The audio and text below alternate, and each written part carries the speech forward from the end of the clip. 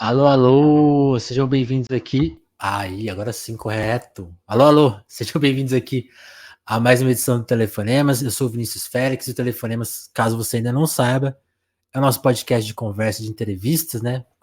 Formalmente se chama de entrevista, mas aqui é mesmo uma conversa, sempre atrás de provocar um momento de escuta e de reflexão para você que está nos ouvindo, se conectar a uma história, a um personagem, a uma pessoa, né? E as coisas que ela tem a dizer para a gente, para provocar aí questões, provocar dúvidas, talvez confirmar alguma certeza sua, mas ser mesmo uma jornada de sair um pouco das redes, embora a gente esteja na internet, hoje a gente vai falar muito de internet, mas sair um pouco do fluxo para, quando voltar para esse inevitável fluxo aí, voltar um pouco melhor, um pouco mais arejado, talvez, arejar um pouco as ideias. É sempre essa a nossa missão aqui no Telefonemas, né? Por isso que tem esse nome antigo, né? Telefonemas. Pesquise aí se você não conheceu essa prática, né? Vamos aí. Hoje a minha convidada fala muito de internet e de rede e de vários assuntos que estão por aí, né?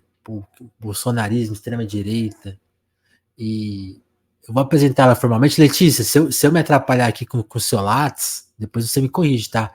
Mas a Letícia Cesarino é, né, formada em Ciências Sociais, tem mestrado em Antropologia, doutorado em Antropologia pela Universidade da Berkeley, né? Trabalha no campo da antropologia da ciência, da tecnologia, antropologia digital e está lançando seu novo livro.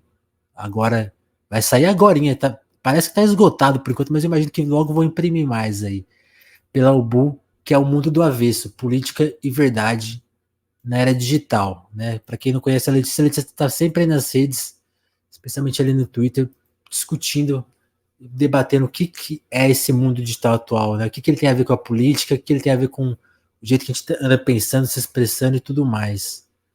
Acho que o debate vai por esse caminho hoje aqui, mas também para entender como que a Letícia chegou nesses assuntos, né? O que fez ela levar a pesquisa dela e a vida dela para esse caminho. Letícia, seja bem-vinda aqui ao Telefonemas, tudo certo? Oi, Vinícius, tudo bem? Obrigada pelo convite. Letícia, eu fiquei pensando muito em qual poderia ser a primeira pergunta aqui do nosso papo, porque você trata de muitos assuntos. Eu li muita coisa sua, assim, então eu fiquei assim, putz, por onde começar? E talvez a melhor questão mesmo seja começar por você, né? O que te levou, assim, pro campo das ciências sociais e depois pra antropologia, assim? Você, quando você pensa na sua, sei lá, infância, adolescência, na sua família, nos seus pais, você já rumava para esse caminho de intelectual ou você, sei lá, tinha outros sonhos, outras ambições quando era mais jovem? Queria entender muito como você chegou aqui para a gente poder discutir o que você pesquisa. Certo, nossa, começando do começo mesmo, né, Vinícius? É o nosso Não, jeitinho. sim, não, é verdade, você tinha me falado. Não, sim, eu acho que tem uma continuidade, sim, meus pais são professores, né, de inglês, mas meu pai depois virou tradutor, enfim, meu pai já é falecido. Mas sempre tinha essa linha mais, não intelectual, porque eles não eram intelectuais, mas de ter os livros na casa, de ter uma biblioteca na casa, né? E, Uhum. claro, tem também aquela inflexão ali da escola, né? Então, uma professora de história minha, eu me lembro bem, assim, ela foi a primeira pessoa a me dar um texto realmente acadêmico para ler, que era do Proudhon, Propriedade é Roubo, né? Porque eu tinha, enfim, esse interesse mais pela via de cultura musical, eu ouvia muito punk e hardcore, tocava em bandas em Belo Horizonte, isso é adolescência mesmo, né? Aham. Então tinha sempre aquele espectro do anarquismo, de uma filosofia política alternativa, né? Então, essa professora, enfim, sabendo desse interesse, ela me sugeriu, olha, lê e tal, né? Assim, existem Você, autores, né? Existe uma... você é anarquista? Pera aí, vou te dar um textinho aqui. Isso, tipo, você quer ser, então não fica só na música, não, né? Existem, enfim, ela era uma professora muito legal, assim, ela não era Sempre os professores de militante, história, né? né? Isso, ela não Eu era tive o militante, meu. mas ela, você teve também, né? Nem sei se ela, por onde ela anda, Malvina. Nem sei se ela sabe disso, mas enfim, foi o primeiro texto acadêmico que eu li. Até lembro assim, o xerox, lembro direitinho. Assim, nossa, Que que título legal. interessante. Só que aí, enfim, ainda não, uma coisa um pouco mais lateral naquele momento, né? Mas aí quando eu fui fazer ciências sociais, e foi um pouco aleatório, assim, foi eu e uma amiga muito próxima, a gente sabia mais ou menos do que se tratava, mas não tinha muita certeza, né? Aí sim, a gente, né? Eu digo a gente porque é uma amiga que é muito amiga até hoje, ela também é antropóloga, mas enfim, aí onde começou aquele fluxo de leitura mais sério, e o meu primeiro interesse, na verdade, rapidamente passou para Marx, né? Para o marxismo, e é um autor que engajou imediatamente, assim. Né? Eu até Proudhon lembro uma ficou triste. cena. Proudhon perdeu. Proudhon perdeu rapidinho.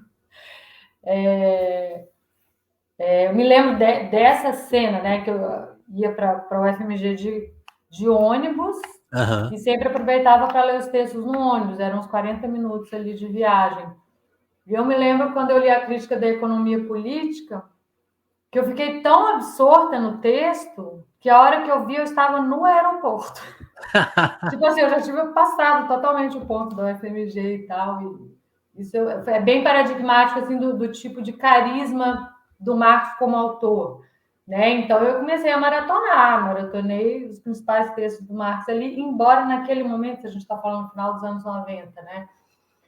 O Ele estava meio fora de marxismo moda, talvez? estava entrando fora de moda, exatamente nos cursos de ciência política, por exemplo, ele já estava sendo tirado dos currículos obrigatórios, por exemplo, das disciplinas de introdução. Foi uma das últimas turmas que ainda leu Marx como obrigatória na introdução, e tinha os professores ali na ciência política mais outsider que davam cursos de Marx, marxismo, na filosofia também eu cheguei a fazer, mas a ciência política, que era o meu interesse inicial, já Uhum. estava fazendo aquele movimento para essas abordagens mais institucionalistas, de escolha racional, etc. Então, acho que foi um pouco por essa via que eu acabei transitando para a antropologia, quando eu fiz uma disciplina de antropologia política, né, com um professor que viria a ser meu orientador de TCC, que é o Eduardo Vargas, que é da área de antropologia da ciência, né?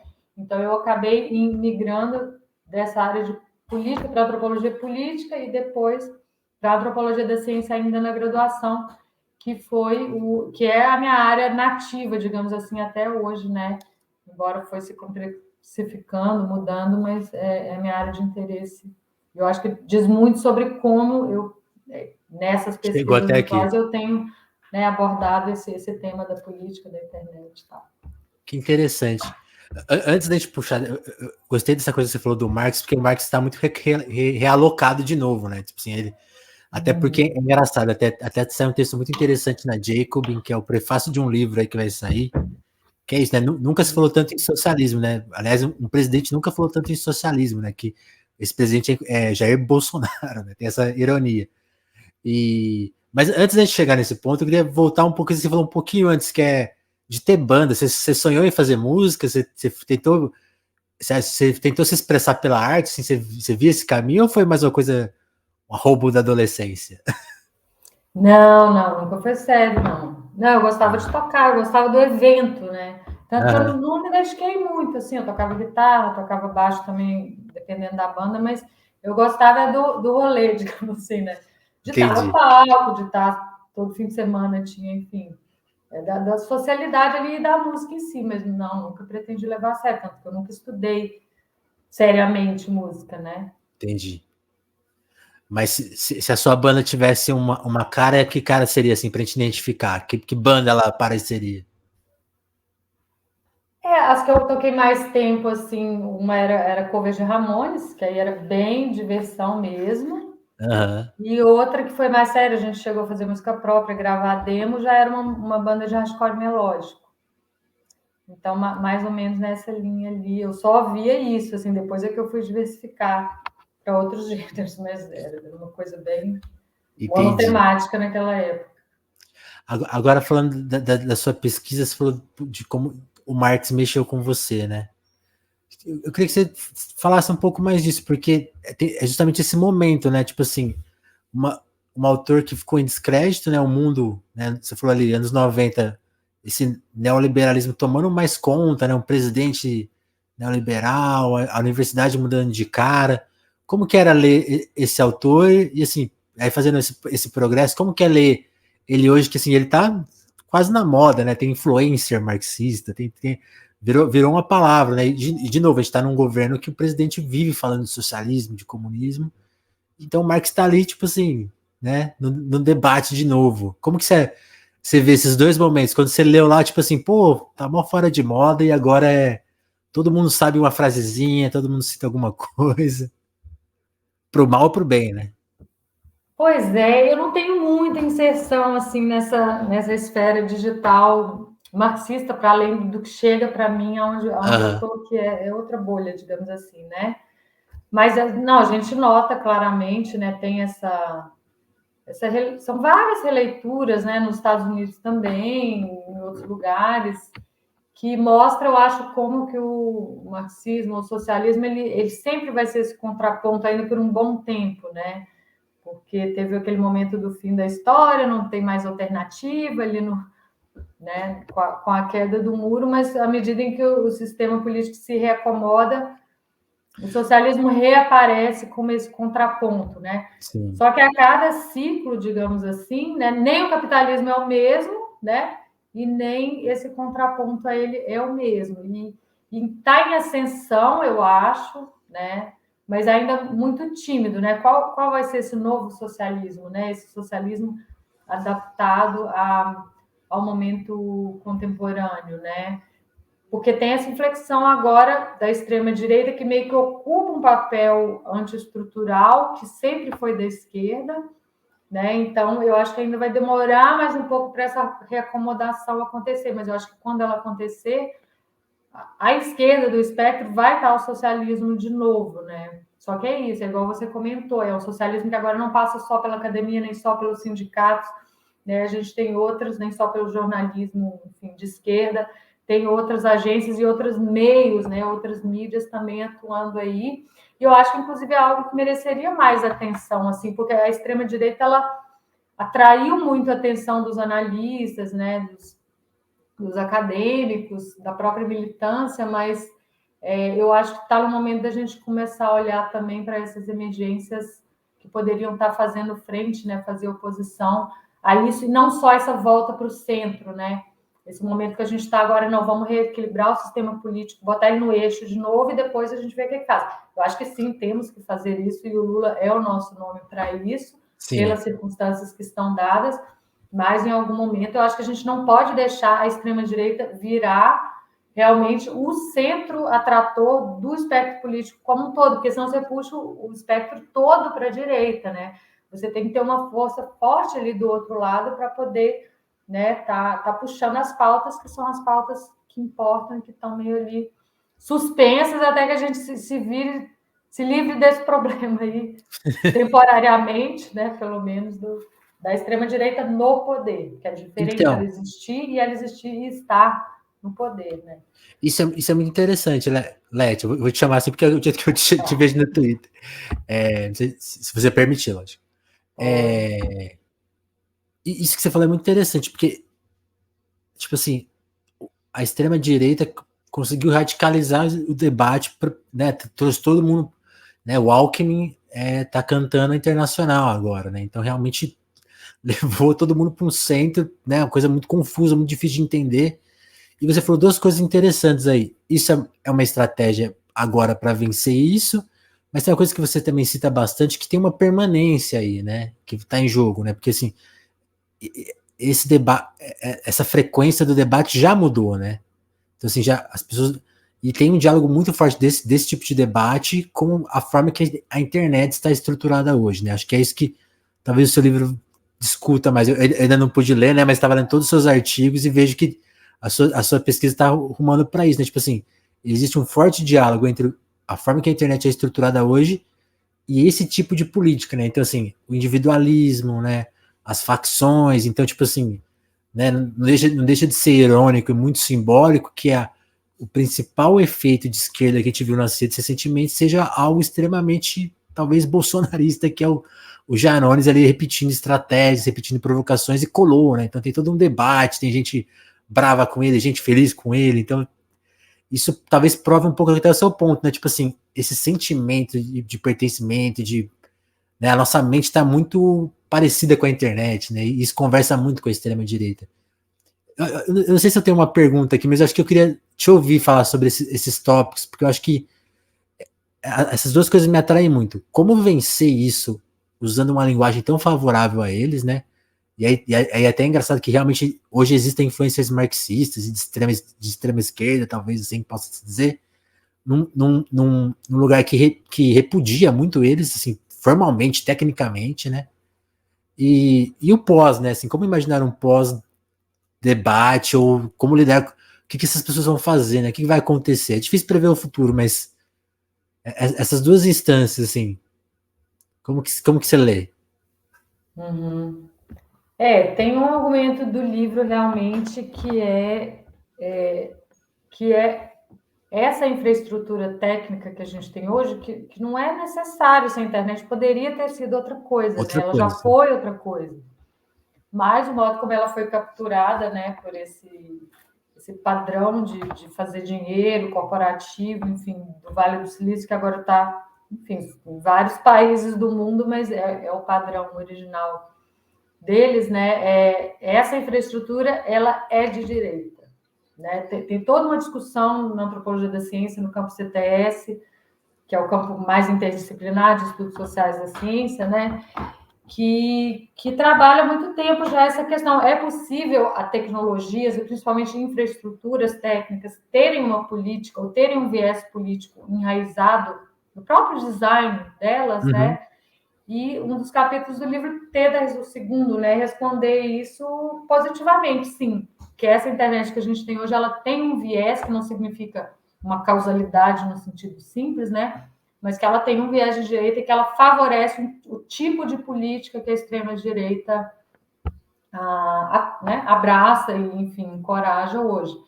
Então, isso coloca vários problemas, na verdade, várias amarras, né, na medida em que o próprio sistema político eleitoral começa a passar por esses ambientes, né? Ele começa a inflexionar, ele começa, né, a influenciar. Então, é um certo paradoxo, porque ao mesmo tempo a gente não pode deixar de atuar nesses ambientes, porque senão fica aí a extrema-direita jogando sua Tomada, né? marcação, né?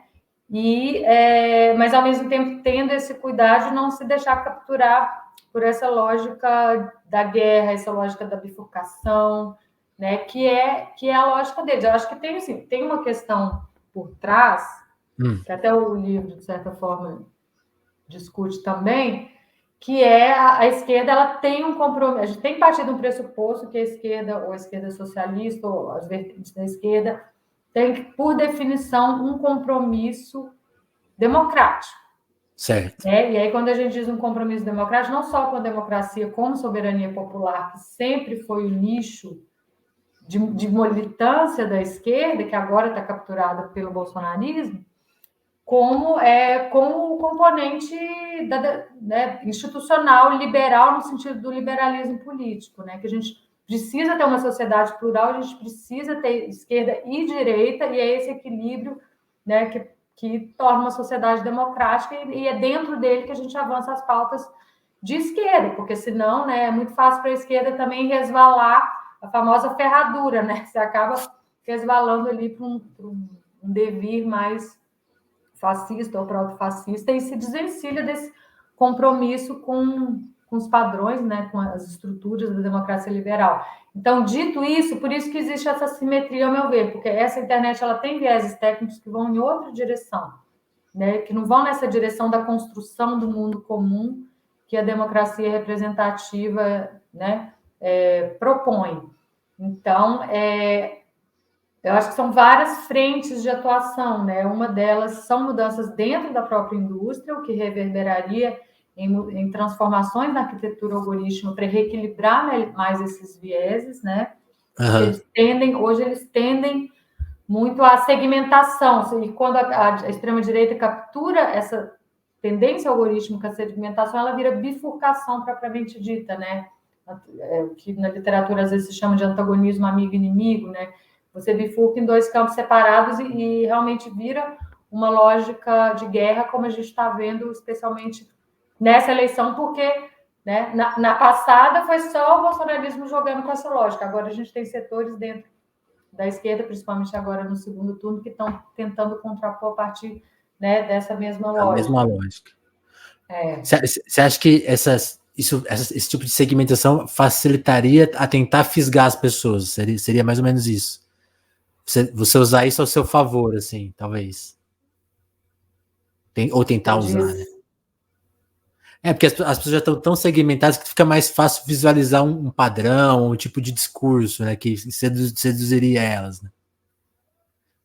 Talvez por isso que agora a campanha está indo para o lado mais religioso, tipo assim, mudou o tema do debate, né? Então, tipo assim, onde que a segmentação tá? Tá no campo religioso, então essa vai ser a pauta.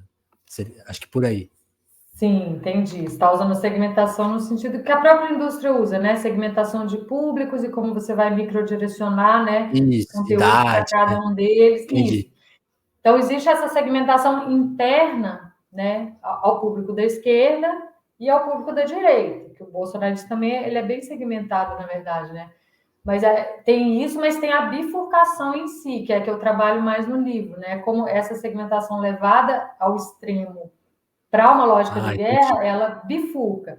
Então, o tipo ideal disso é uma teoria da conspiração, né? Que é onde a bifurcação ela chega num limite de diferença extrema, que são os mundos invertidos, que acaba sendo, está no título, porque acaba sendo o modelo topológico que eu trago ali, é esse modelo extremo, né? Para mostrar essa bifurcação de públicos. Então, isso já está dado, né? Esse é que é o grande drama. Não deveria ter chegado nesse ponto, mas chegou. Então, não existe diálogo possível através dessa bifurcação antagonística que é alimentada pelos segmentos mais radicalizados do bolsonarismo, né? Incluindo o evangélico, mas não apenas.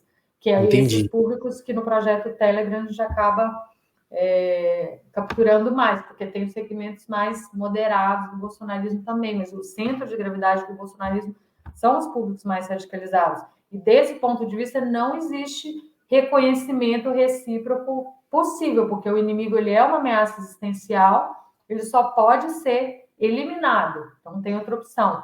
Então, né, o campo político ele vai sendo contaminado por essa lógica de guerra, que é a lógica da eliminação do inimigo, né?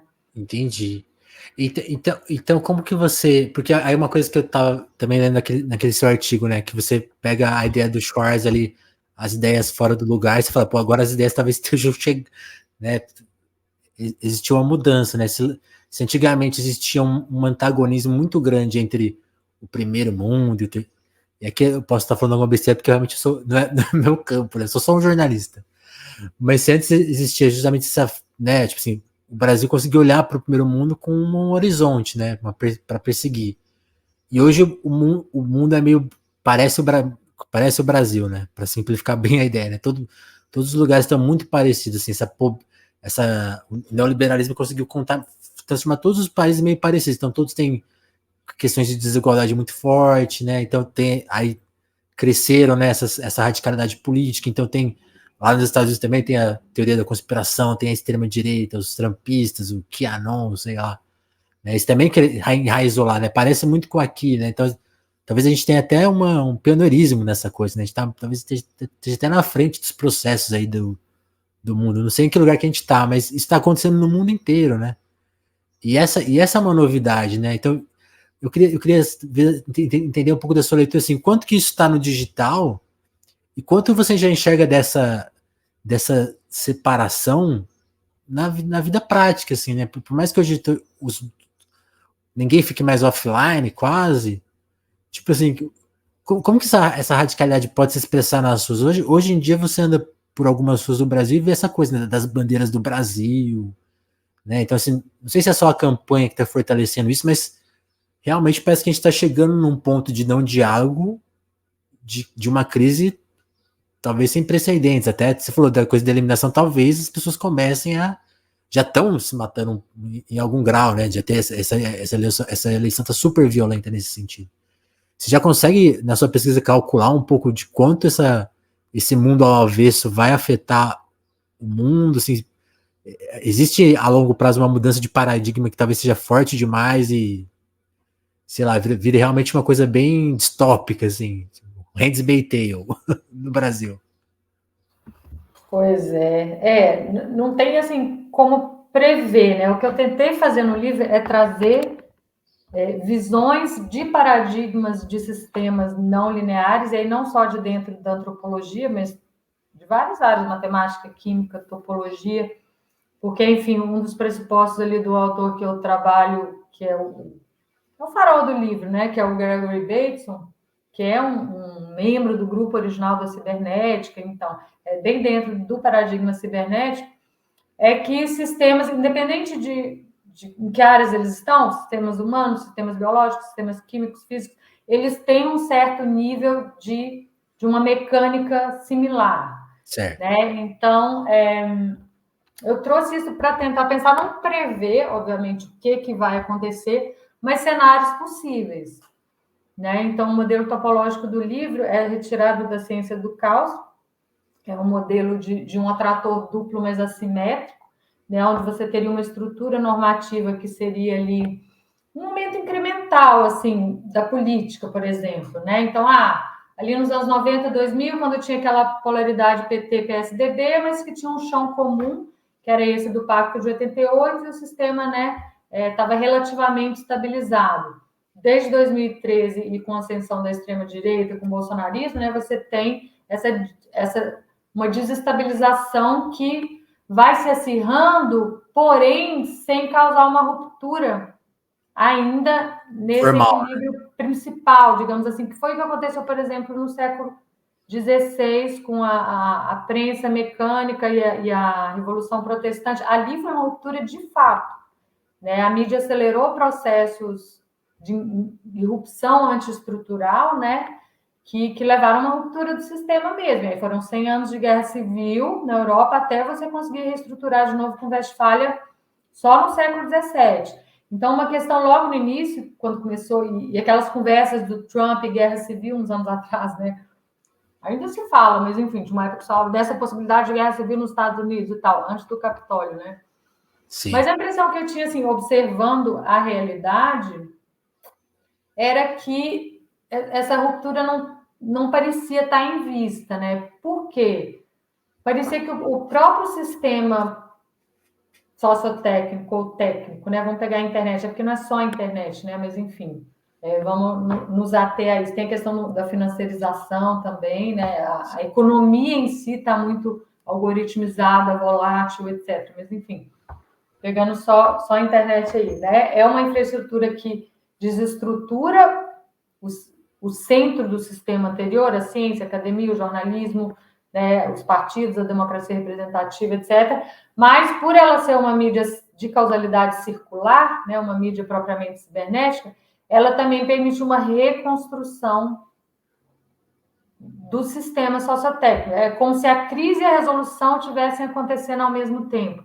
Então, na verdade, no livro, diferente dos artigos, eu tento descrever até mais esse processo de reintermediação, de reconstrução, do que da crise em si, que foi esse primeiro momento mais assim, nossa, o populismo, né, o negacionismo científico.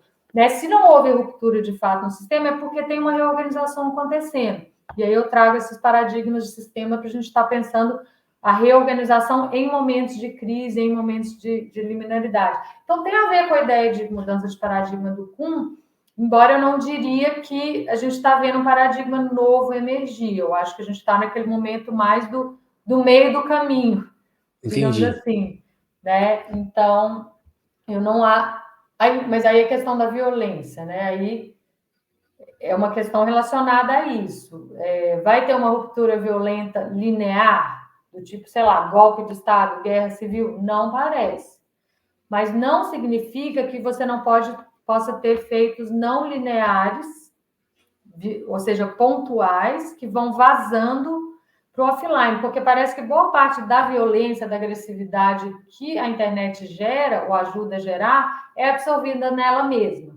Né? Tem alguma coisa ali na lacuna entre o on e o offline, embora eles estejam muito juntos, muito relacionados, tem alguma coisa ali que né, não deixa o nível de violência que a gente vê na internet transbordar para o offline, mas não significa que a gente não possa ter eventos cada vez mais frequentes, pontuais, mas cada vez mais frequentes, onde esse tipo de violência está resvalando. E se pro offline, se isso começar a acontecer com uma frequência muito grande, aí sim é o sinal que esse equilíbrio pode estar se perdendo, né? E que eventualmente lá na frente uma ruptura, né, até dessa forma de desorganização e reorganização que está relativamente controlada pode acabar se perdendo, embora eu tenda a achar que não, isso não vai acontecer. Mas se, né, um sistema sociotécnico ele comporta um nível X de antiestrutura, digamos assim, é uma questão de escala. Né? Se você começa a ter segmento conspiracionista crescer, e começar, é uma questão quantitativa mesmo, eu acho, né? Se for pegar o Levi-Strauss ali, o modo como ele vê, né? O sistema está sempre tentando se reequilibrar um nível de diferença e identidade ótimo. Se em algum momento aquilo ele extrapolar, muito grande, é o que aconteceu na Alemanha. Né? O fascismo é isso. O fascismo é esse desequilíbrio. É quando a sociedade inteira é tomada por um tipo de padrão antiestrutural que era para ser marginal, ou poderia existir marginalmente, e a sociedade continuar relativamente estável, quando ela toma conta do sistema como um todo. E aí entra aquele, né, esse padrão de feedback positivo descontrolado, que na cibernética a gente chama de runaway, que aí sim, aí é a morte social, porque, né, você acaba numa dinâmica suicidária, como aconteceu no fascismo. E outro exemplo que eu daria disso também são essas seitas, né? Seitas suicidárias, como a do Jim Jones, enfim, várias outras, onde você chega num nível de, né, de inserção antiestrutural tão grande que você vai buscar aquele outro mundo literalmente em outro plano, né? Seja, e aí geralmente isso envolve, né, algum seria tipo um de micro coletivo, alguma coisa assim. Mas isso sempre foi marginal, né? Estados Unidos é cheio de seita desse tipo, mas sempre foram, né? O problema é que agora essa internet ela ajuda a conectar essas heterodoxias que no mundo pré-digital estavam mais fragmentadas, sem muita conexão entre si, né? E isso eu acho que não tem precedente, assim, então não tem muito como a gente saber o que vai acontecer. Interessante, nossa. Interessante e pesada. Né? Mas Leti, aí eu não sei nem se isso está no seu campo de pesquisa, talvez eu te pergunte isso, mas até como uma opinião pessoal sua, porque eu fiquei pensando nisso. O quanto você acha que isso aí, porque a gente está falando de mundo offline e online, você falou de uma coisa interessante, né? A política acontece na internet, mas não é só a política, né? Então, o trabalho está ligado a essa internet, né? Então, tipo, sei lá, a uberização, hoje é difícil você não encontrar um emprego que tenha algum traço de uberização, né? Tipo assim, de você se referir a um aplicativo para medir a sua qualidade, né? A produtividade. Aí você vai ver os aplicativos, sei lá, eu comecei a explorar aplicativo de banco para estudar mesmo, assim. E é impressionante como eles parecem joguinhos de viciar, ó, investe seu dinheiro aqui, clica aqui, joga para cá. Então, aparecem os aplicativos de trabalho. Eu fui estudar um pouco esses aplicativos que estão muito. Eu adoro futebol, né? E o futebol foi tomado pelas máquinas de aposta. E eu fui fuçar nesses aplicativos. E eles parecem aplicativos de banco, parecem também essa coisa.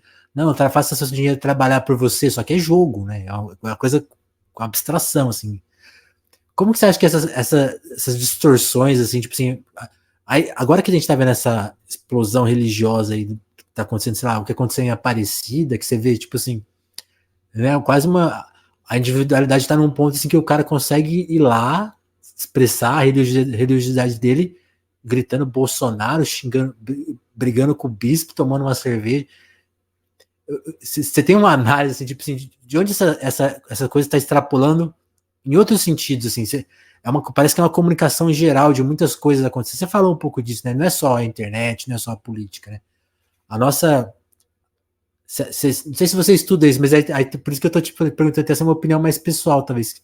Você vê se extrapolando em outros campos também da nossa vida, sei lá, a saúde, né? Você vai ver saúde também passa por esse campo, né? Tudo tá passando por esse campo e a tecnologia tá sempre ali como referencial, né? Você consegue dar uma palavrinha sobre isso?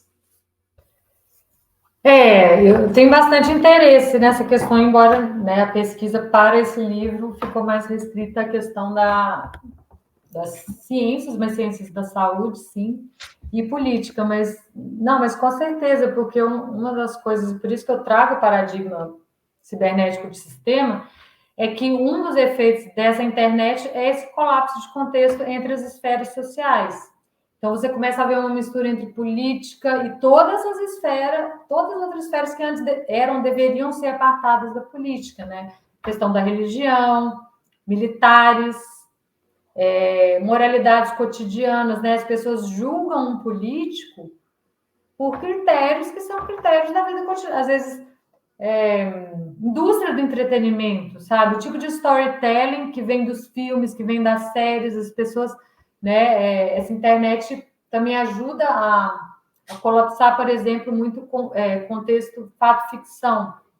Né? Às vezes você está discutindo um assunto e a pessoa vai e cita como evidência algo que ela viu numa série ficcional. Isso está se tornando cada vez mais comum, né? Então, é um pouco esse sentido aí do que você falou também, do mundo todo. Agora está aparecendo terceiro mundo, né? Está aparecendo... Porque essa linearidade do progresso, da modernização, realmente o capitalismo neoliberal, tem muitos estudos na antropologia, né? Meio que matam isso. E aí você começa a ter temporalidades não lineares, que aí eu acho que une muitas dessas coisas que você falou, né? Porque se o horizonte médio de progresso, esse é o argumento do Mark Fisher, mas na antropologia também muita gente tem trabalhado, ó, o pessoal que estuda África está cantando essa bola há 20 anos, né? O neoliberalismo estava fazendo isso com os países africanos antes, né, de estar fazendo isso com o primeiro mundo, e agora, enfim, chegou no primeiro mundo. Mas que isso que você falou do capitalismo de cassino, é algo que já era apontado, né? Porque se você não tem uma estrutura fordista mais, né, de expectativas de trabalho, então eu vou estudar, eu vou me formar, eu vou, né? Você tinha aquela vida mais traçada ali, né? Quando o neoliberalismo acaba com isso, você tem essa temporalidade, um outro tipo de temporalidade. E aí, né, uma das formas que as pessoas veem e que essas empresas e tecnologias vendem de furar esse ciclo de ficar patinando, que é próprio do capitalismo, desse tipo de capitalismo, né, é uma das formas de seduzir, né, as pessoas, é essa chance de repente você fazer um exit, né, você ficar rico rápido, você sair, né, daquele ciclo, não pelo trabalho linear de formiguinha, depois eu vou me aposentar, porque essa trajetória de vida já não é uma trajetória de vida normativa mais. Aposentar, que isso? Pois é, como foi ao longo do século XX. Eu que entrei na universidade depois da reforma, também não vou me aposentar. Ou seja, nem funcionário público está, né? Tá garantido. O último bastião está garantido. Então, né? Ou seja, e as igrejas neopentecostais a mesma coisa, né? Esse tipo de social que, enfim, te apoia para aguentar a diversidade, a precarização, né? E que ao mesmo tempo dá essa esperança de você conseguir prosperar, seja sozinho, seja sua família, seja sua igreja, né? Uma certa comunidade de destino segmentada, seja sua empresa, né? Mas que não é mais aquela perspectiva do todo, né? Do social, que embasa as noções de justiça social, né? Que foi essa base da democracia no século XX, né? A gente tem que ajudar né, todos os segmentos sociais, e essa é a base da lógica das políticas de redistribuição, né? A gente redistribui porque a gente consegue ver a sociedade como um todo, né? E que para ela estar bem, todos os segmentos têm que estar bem, né? Que é um pouco essa utopia da social-democracia. Uhum. Enquanto no neoliberalismo já é o contrário, assim, a crise é individual, a crise, no máximo, segmentada, então você vai superar a crise, né? Não há crise que resista ao trabalho. Senão, as pessoas não estão conseguindo mais ver, por exemplo, a questão da crise econômica a partir de uma chave de política pública, né? De uma economia A culpa é nacional. pessoal, né? A crise é pessoal, a superação da crise é pessoal, e aí não é só Me veio o individualista, Temer na né? cabeça, né? Não reclame, trabalhe. Isso, exatamente. Não, isso aí a gente vê, sabe, o cara que vende balinha aqui em Florianópolis tem aquela etiqueta do, né, nesse sentido. Sou Então, empreendedor. isso, perde esse horizonte do progresso comum, digamos assim. Né? Esse mundo, como a Wendy Brown trabalha muito isso, que é uma autora contemporânea, não é antropóloga, mas enfim, como o neoliberalismo mata o social, nesse sentido da questão da educação pública, né, de um SUS da vida, você começa, né, a ver as coisas de forma segmentada, e essa infraestrutura técnica, ela não só acelera isso, como oferece esses novos meios, né, de prosperidade, mas que é um outro tipo de prosperidade, não é mais pensada como na chave do Não, século XX ali no pós-guerra, né? não, isso é muito interessante, porque vou até contar uma anedota aqui, se eu me alongar muito, você me perdoa, Leti, que hoje eu faço análises musicais no Instagram, né? É uma brincadeira que eu faço, né? Então eu fico achando coisa cifrada em música, né? Às vezes a gente dá até uma viajada, assim. E as pessoas ficam me mandando dicas, né? Porque elas ficam curiosas e me mandam dicas. Aí um amigo meu falou assim, me mandou uma letra super de uma música utópica, né? Que assim, tipo, aqui vai ter um cantinho de paz, de reflexão, né? É uma música que almeja essa paz, né? E é uma música que você precisa na internet, todo mundo entende ela assim. Aí ele me escreveu, reflete aí, Vinícius, essa música fala sobre cemitério. Aí eu, como assim? Não tem nada a ver. Aí eu fui ler a letra, né? Tipo assim, aí eu falei, pô, faz sentido o que você tá falando.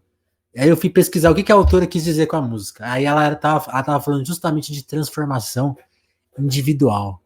Aí eu fiquei pensando nisso que você falou, assim, quanto a transformação individual, quando ela não ressoa com o coletivo, o coletivo tende a se manifestar como isso, né? Como individualidade. E aí a gente tem essa perspectiva de cemitério. Aí eu falei, pô, a música faz sentido, né? A poesia conseguiu explicar uma coisa difícil de entender às vezes, porque a lógica é quase caminhando pro fim mesmo, já que vai todo mundo morrer mesmo, tá acabando o mundo, inclusive, então vamos nessa.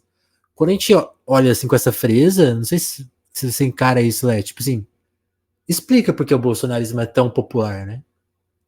Parece até óbvio assim, nossa, como que não ganhou antes, como que não vai ganhar de novo, né? Sou um pouco assim, ou tô sendo muito Sim. pessimista. Não, eu acho que sim, eu acho que ele ressoa muito com o senso comum em muitos segmentos da população brasileira, né? Tanto desse lado mais individualista, neoliberal, de que, enfim, o Estado tem essa coisa da liberdade que eles têm, né? O Estado tem que sair de cima da gente, não quero pagar imposto porque eu preciso trabalhar, que eu preciso me virar, eu preciso sustentar na minha família, dessa forma, né, individualizada, como a gente viu assim os movimentos anti-lockdown durante a pandemia, né? Que coletivo o quê? Eu preciso trabalhar, eu só tenho economia, né? Economia é vida para eles, não tem essa de A loucura da vida razão é econômica. política sanitária, né? Não, porque né, eu tô na precarização, se eu parar de trabalhar, eu não vou comer. E é uma realidade das pessoas, né? E o presidente, ao invés de se colocar como alguém que, não, a política pública, para isso que existe o Estado, né? A política pública vai cobrir vocês nesse momento, né? E, enfim, até a gente poder fazer as coisas com cuidado e tal. Não. Foi o presidente, né, falando a mesma coisa que ele. Não, é isso aí, tem que abrir tudo mesmo, o povo tem que voltar para a rua. Que, enfim, é uma lógica, eu nem sei se neoliberal é a palavra certa, porque se É uma você coisa pegar ali nova, o talvez. núcleo da doutrina, eu acho que nem eles chegavam nesse ponto, né? O Hayek, por exemplo, é uma coisa mais anarcocapitalista quase mesmo, extrativista, né? Não é à toa que o bolsonarismo ele cola muito com esses setores extrativos, né? Garimpo, milícia, né? É isso, é o fim do mundo. Vamos predar o que a gente puder, cada um com o seu e se virar, né? Então, Se isso é vier me uma roubar meu força. monte, eu dou um tiro em você, cada um fica aqui. Pois é, então é o contrário de uma utopia. Na verdade, não tem uma, né? Tem utopias, talvez promessas pessoais ou segmentadas na igreja, enfim, segmentos sociais específicos, mas essa utopia do progresso comum, né? Do progresso social comum, é uma ideologia que é anti isso, né? Só que ao mesmo tempo ele oferece uma esperança. Ele não é, o bolsonarismo não é totalmente fatalista. Ele trabalha, ele parte do realismo capitalista, é isso que tem, economia precarizada mesmo e tal. Só que ele tem esse segundo nível, que é um nível, a gente pode chamar de mais superestrutural, não sei, né? Mas que essa promessa meio messiânica de que lá na frente vai ficar bom. mas aí como, né? Como você está interditado de criticar o sistema econômico, que é isso que o There is no alternative faz, né? Isso que o realismo capitalista faz, você, né, como se essa extrema-direita jogasse a responsabilização pela crise, em bodes expiatórios, né? E aí num movimento de mistificação mesmo, né? Que aí começam a aparecer essas figuras desses inimigos conspiratórios. É a esquerda, né? São as ONGs, são os bandidos, ou seja, o parasita que está te impedindo de prosperar. Né? E você coloca aqui uma face humana naquilo, não é o sistema econômico, né? Não é a lógica do capital.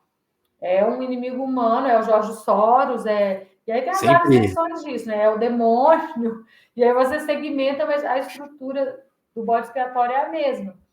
Né? Então, o bolsonarismo político captura isso no sentido de que, se a gente se livrar desse inimigo, você vai prosperar.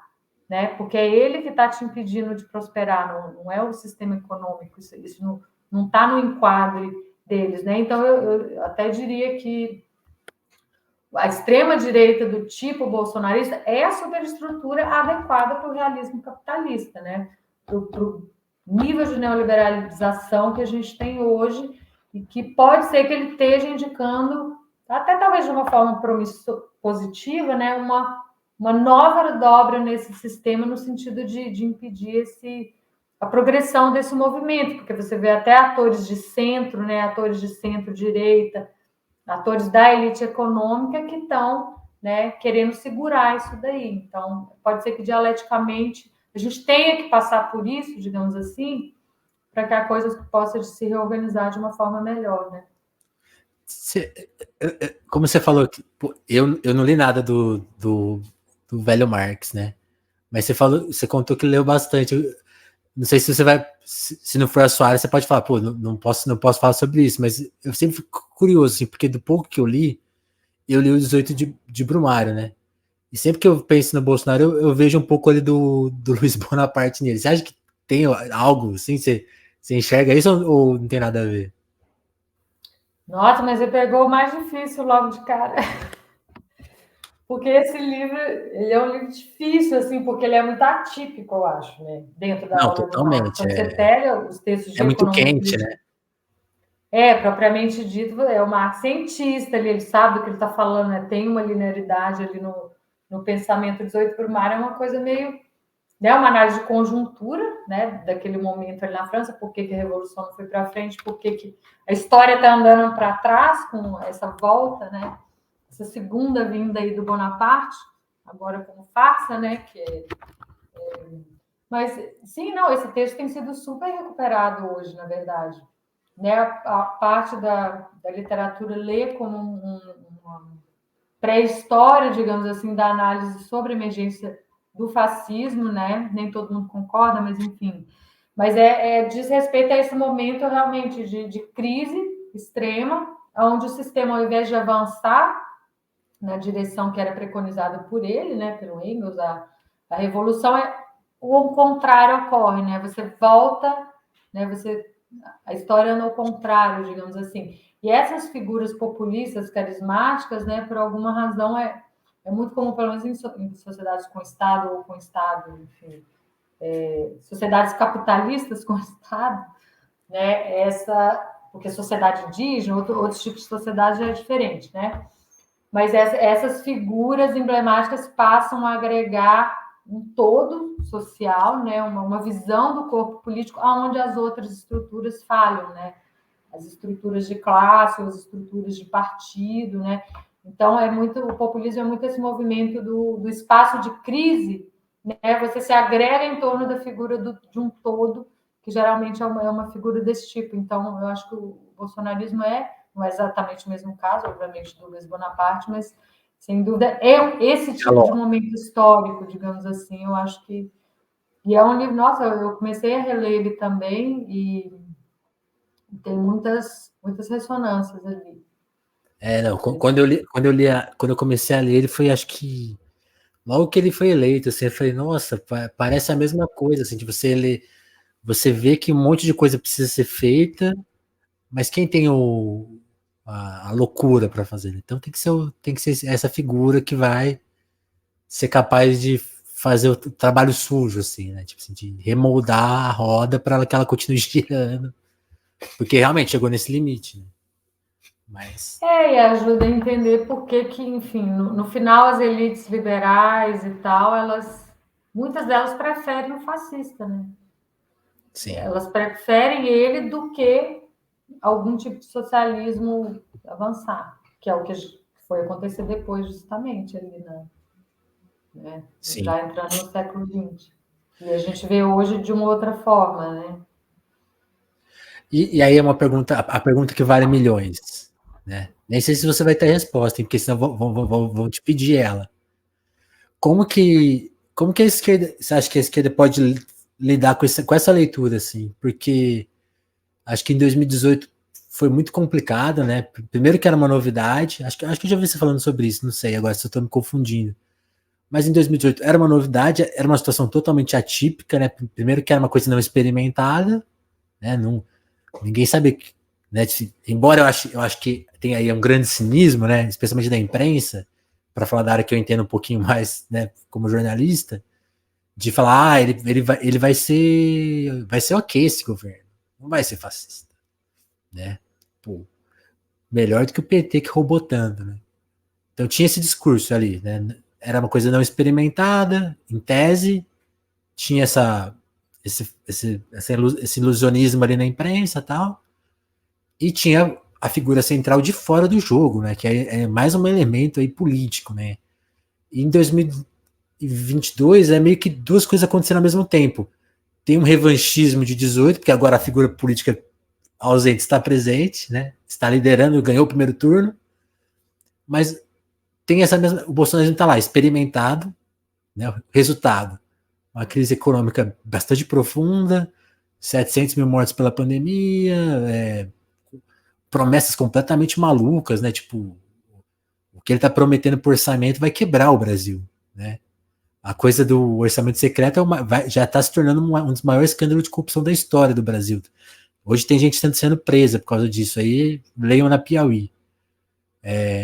Então, tipo assim, são duas coisas acontecendo ao mesmo tempo.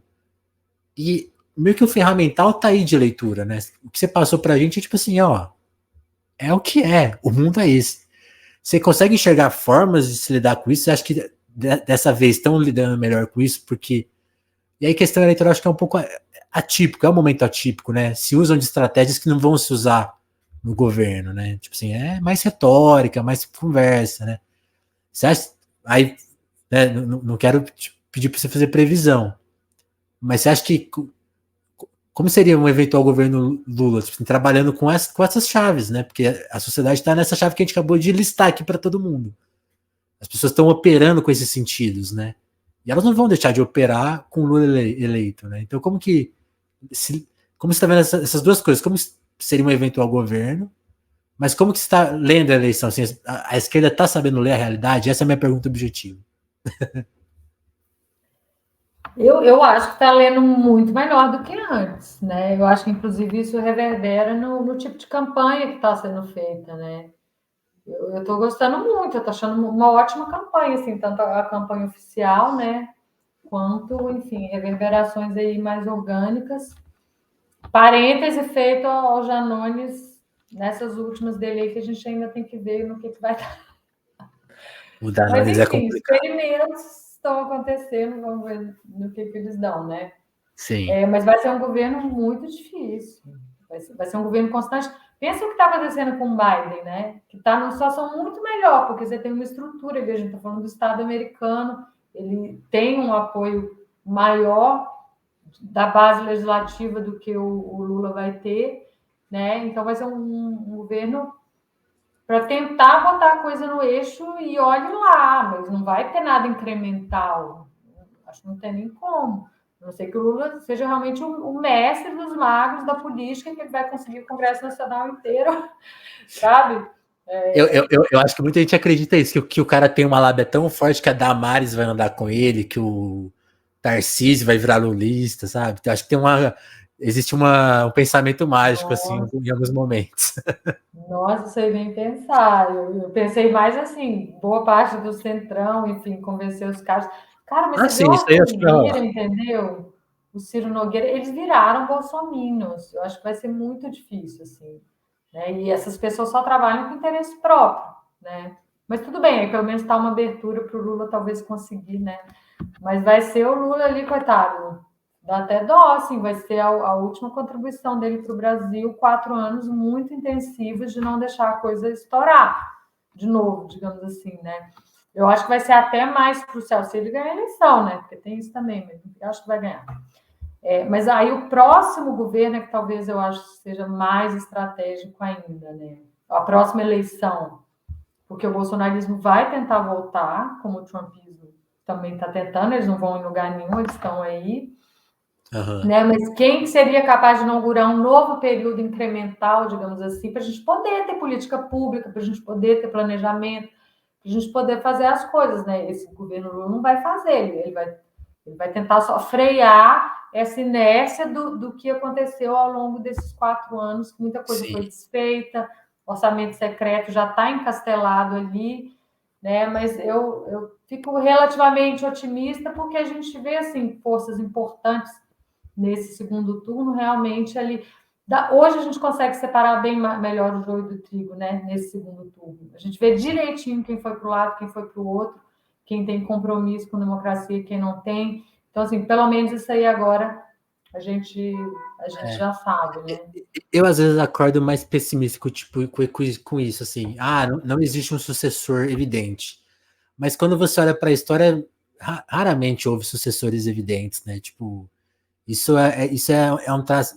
Também não sou historiador, mas assim, você olha para, né? Tipo assim, no Brasil é cheio de casos assim, pessoas que evidentemente iam ser presidente nunca foram, né?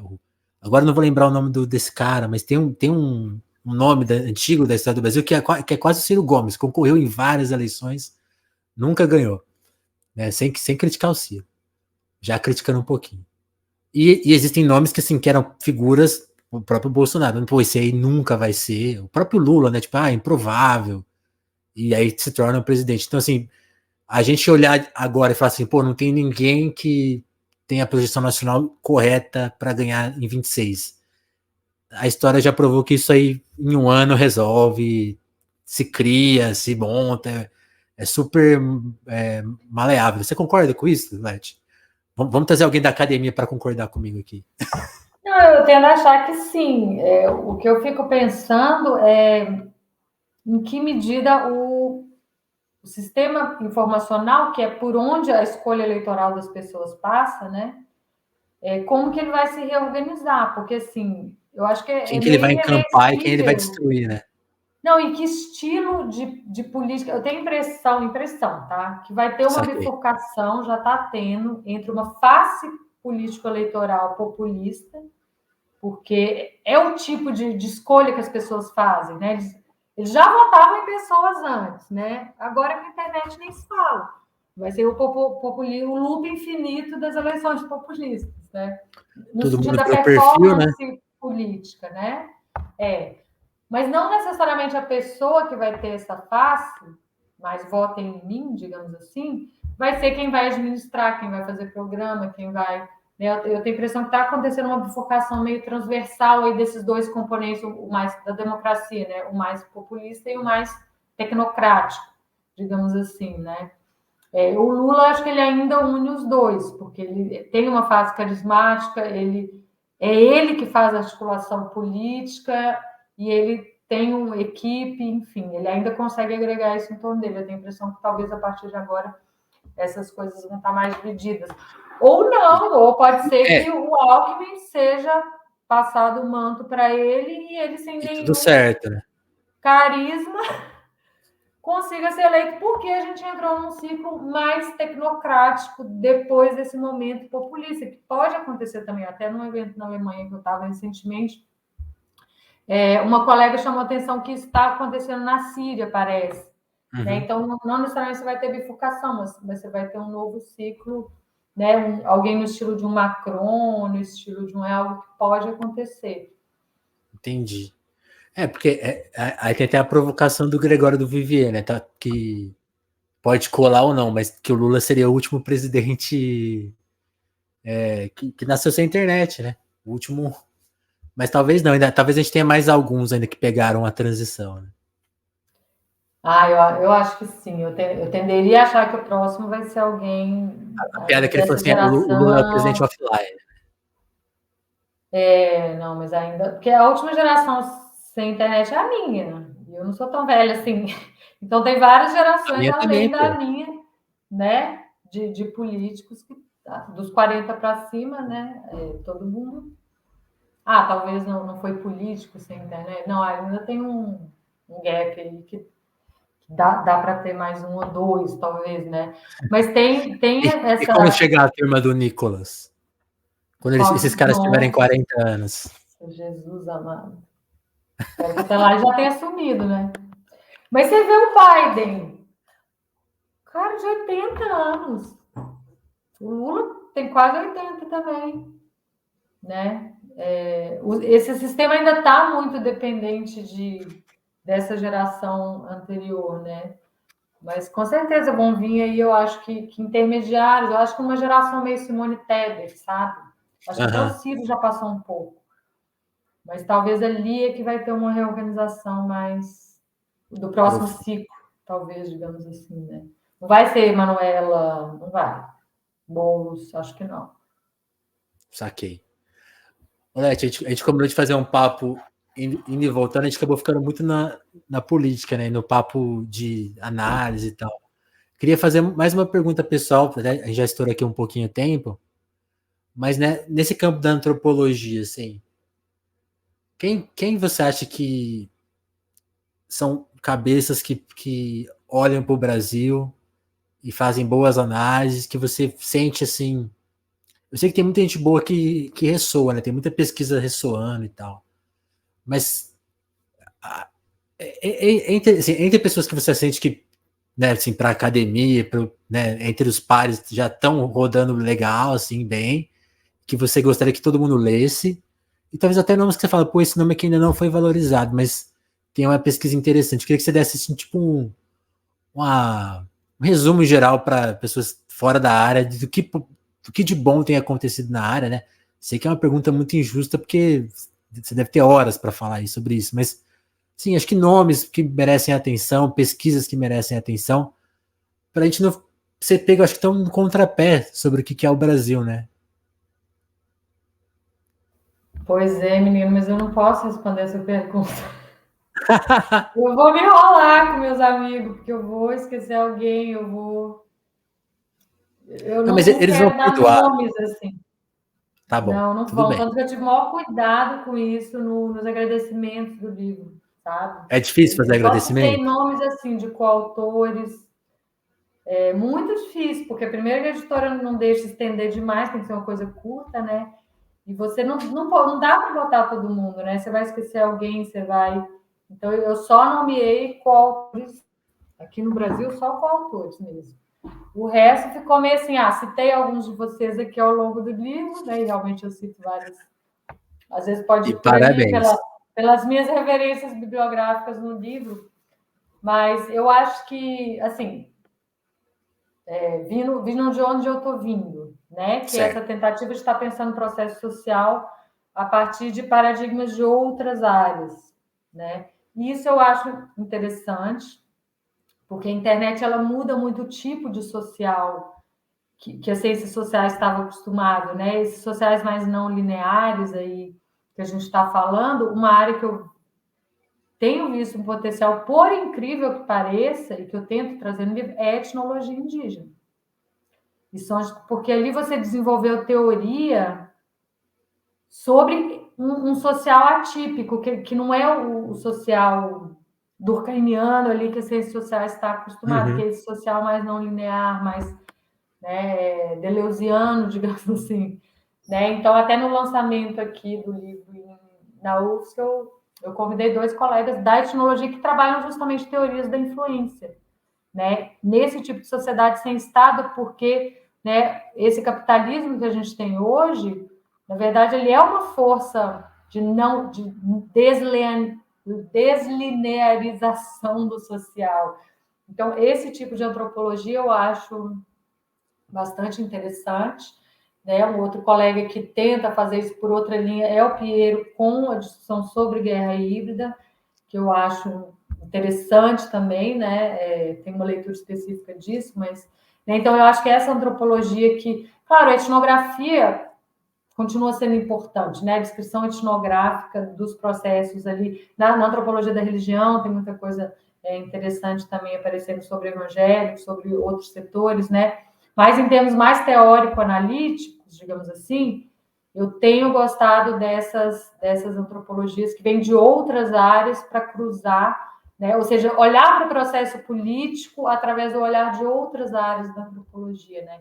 Seja etnologia indígena, antropologia da técnica, antropologia da ciência, antropologia dos militares, né? Porque tem essa característica de colapso de contexto entre política e outras áreas, né? A própria antropologia da religião, né? Dentro da linha aí das análises de teologia política, por exemplo, eu tenho achado a linha de frente, assim, digamos assim, mais interessante, mas não vou nomear nomes além dos que eu, na verdade, acabei nomeando, né?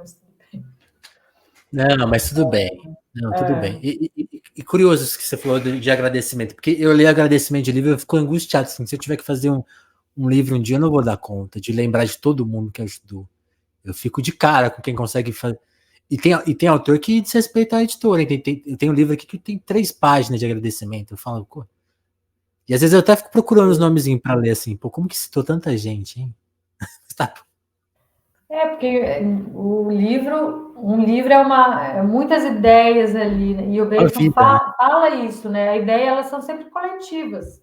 Então, apesar do livro ter um autor, né? Você, na verdade, agregou ideias de vários lugares, de vários tempos, do Twitter, de fora, né? Da academia, ali. Então, você nomear com nomes de indivíduos é muito difícil, realmente, né? Porque Total. são as ideias, elas vêm no nível coletivo mesmo, eu acho.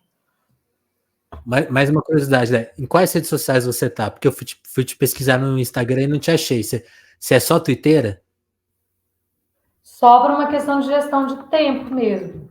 Eu não tenho como ficar gerenciando muito, mas eu estou no Facebook também, entro pouco, mas estou. E agora no Instagram eu prometi para a editora que Vai fazer. eu vou reavivar o algoritmo do meu Instagram para ele começar a se mexer de novo por causa do livro, enfim. E realmente muitas coisas hoje passam pelo Instagram, porque eu não gosto muito de tirar foto, essa coisa de foto eu não gosto.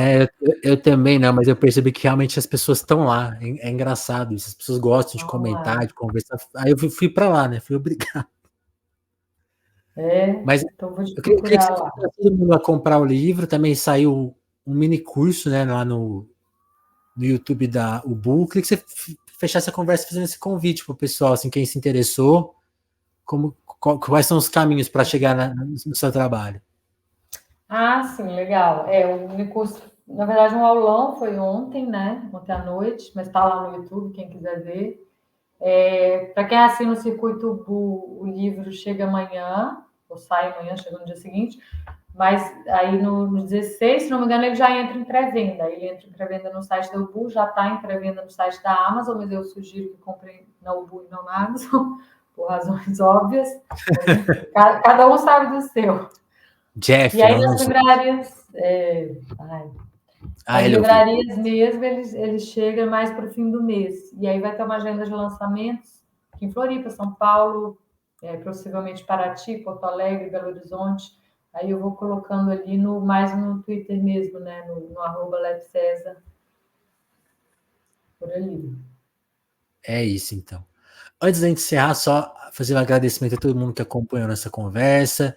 Lembrar que o Telefonemas é essa tentativa de jornalismo aqui, de descompressão mesmo. Muito legal conversar com a Leti, que faz uma pesquisa sobre isso. A gente está aqui tentando lidar com essa contradição de estar na internet e fazer um papo longo. Vocês viram que eu realmente trouxe questões assim, que eu nem sei formular muito bem, porque realmente estou tentando pensar em voz alta aqui. Agradecer muito a Leti que permitiu que essa conversa acontecesse. E convidar todos vocês a que entendem essa missão, que entendem esse jeito de fazer nosso, a colaborar com a Apoia-se do Telefonemas, com o Pix, tem um QR Code aqui, ó, que leva lá para o Pix. São pequenas ajudas que vocês podem dar para a gente manter aqui equipamento, gestão de tempo também, né? Então sempre uma ajudinha é fundamental. Quem não puder ajudar com grana, sempre o compartilhamento, eu falo que é a nossa maior moeda de troca. Você ajuda a espalhar a palavra, levar a gente para mais pessoas, né? A minha dica sempre é manda para um amigo, para amiga, para o amigo que você não conversa há um tempo. Tem aquela pessoa que está angustiada aí, você fala, pô, ó a visão que a Letícia tem de internet, de bolsonarismo, de extrema-direita. Escute isso aqui que você vai com a cabeça mais tranquila. Ou até um pouquinho mais desesperada, mas mais informada. Não tem problema. O importante é se informar. Então fica essa minha dica. Quem puder ajudar, ajuda. Quem puder compartilhar, compartilha. Né? Cada rede tem seu jeitinho, like, share, nota. Cada uma é de um jeito. Você sabe, eu sei que você sabe lidar bem com a que você estiver ouvindo a gente, seja no YouTube, seja nas plataformas de áudio. Certo? Então, a qualquer momento a gente está de volta. Letícia, brigadão por ter colado aqui. Espero que você tenha gostado do papo.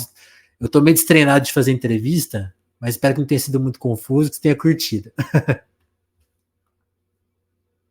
E tá mutado, tá mutado. Ui. Não, foi ótimo também. Gostei da conversa, Vinícius. Obrigada aí pelo Obrigado a convite de você. novo. Então é isso, turma. Obrigado, Letícia, mais uma vez e até o próximo Telefonemas. Valeu, gente.